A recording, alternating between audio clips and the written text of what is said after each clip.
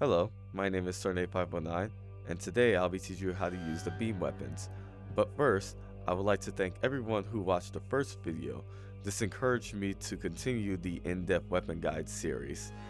But with that out of the way, let's start on the beam weapons. So what are the beam weapons? Well, the beam weapons always hit their target, but only damages when the shields are down. There are three types of beams, which are the Pipe Beam Mark II, and the Hull Beam. So what are the advantages and disadvantages of the beam weapons? Well, like I said, they never miss their target. But the big disadvantage is that they need a reliable weapon in order to take down the shields, or else they do no damage.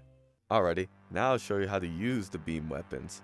Now I left on the Pipe Beam and the basic Rail Beam because you'll be able to use them at the start of the game when you choose advanced weapons.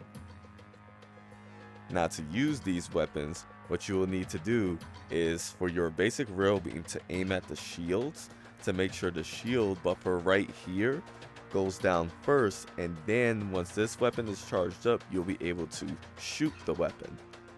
The enemy does have buffers right on the top here, so you can check the status of their weapons. Usually it has 3 charges, somewhat like that. So first, if it's fully up like this, then the shield is operational and it's going to charge, or it's already charged like so. If it's half off, then that means the system is damaged and they're about to repair it. And if it's fully off, then it's shut down. This is the case for one shield, but as more shields keep coming up, 3 layers gets add on. So say if they have this 1 layer here, that means that's 3 layers of that one shield, if that makes any sense. So they get another one, they have 6, and then they have 3, they have 9, and if they have 4, they have 12, and that's how it'll go. Alrighty, now that we're in combat, we can use the basic Rail Beam to target their shields, and then use the Pipe Beam to target their weapons. With no shields, you can hit your Pipe Beam more clearly because it never misses.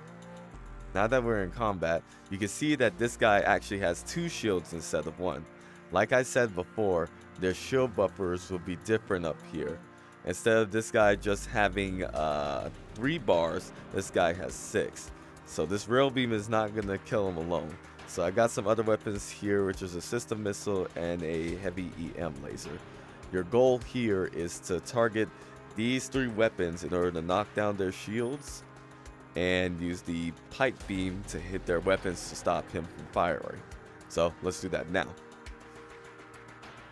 See if these 3 hit. And they did damage. Now he has no shields.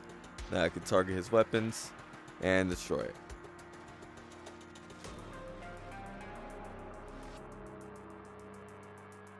Note that I completely wiped his shields out.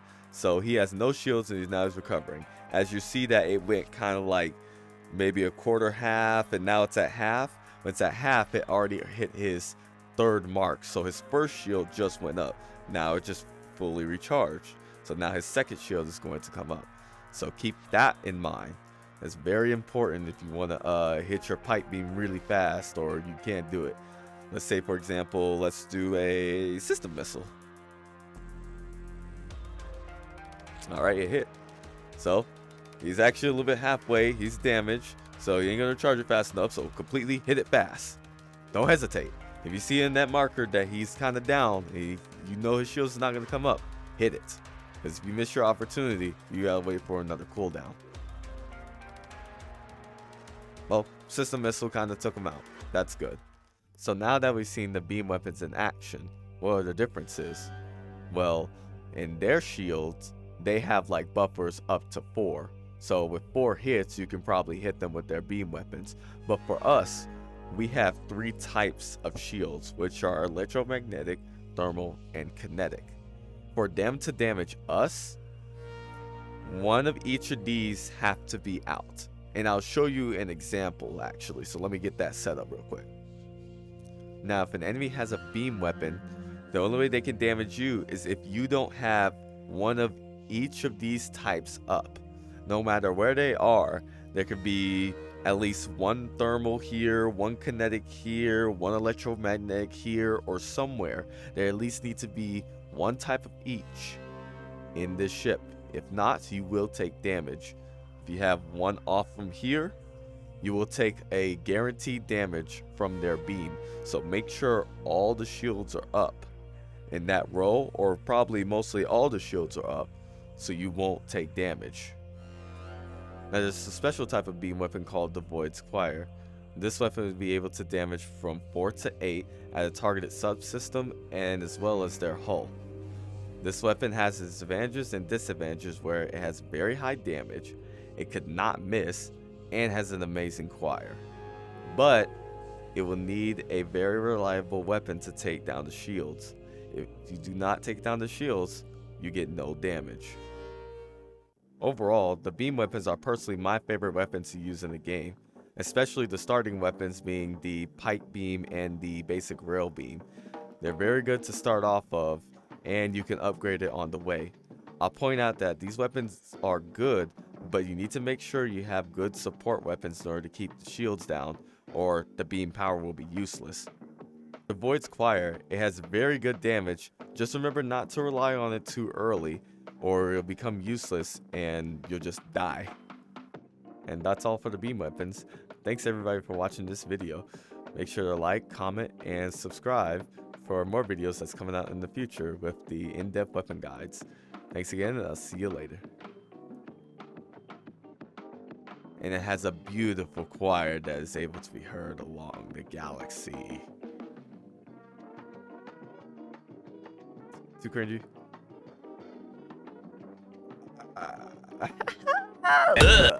Okay. You can hear that shit for miles. Okay, let me stop.